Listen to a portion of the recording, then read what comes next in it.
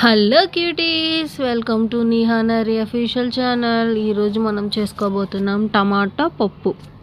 Process చెప్పేస్తానండి. First కందిపప్పుని wash చేసి తీసుకొని దాని తర్వాత టమాటాని కట్ చేసి దాంట్లో వేసుకోవాలి. దాని తర్వాత కొంచెం సాల్ట్, పసుపు, కొంచెం ఆయిల్ వేసి బాగా కలుపుకొని మూత పెట్టేసుకొని గ్యాస్ మీద పెట్టేసుకోండి.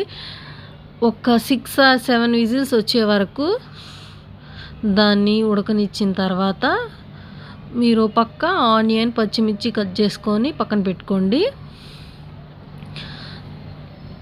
ఇప్పుడు ఆ పప్పుని తీసుకొని మెత్తగా వచ్చేలా స్మాష్ చేసుకోండి. నెక్స్ట్ ఒక కడాయి తీసుకొని దానిలో కొంచెం ఆయిల్ వేసుకొని ఇప్పుడు పోపు దినుసులు వేసుకొని దాని తర్వాత మనం కట్ చేసి పెట్టుకున్న పచ్చిమిర్చి అవి కొంచెం వేగిన తర్వాత ఆనియన్స్, అవి కొంచెం వేగిన తర్వాత కొంచెం అంత పసుపు, కొంచెం సాల్ట్, కొంచెం ధనియా పౌడర్, లాస్ట్లో కొంచెం కారం. ఇప్పుడు మనం బాగా మెదుపుకున్న పప్పు వేసేయడమే. ఒక్కసారి మీరు ఇలా ట్రై చేసి చూడండి.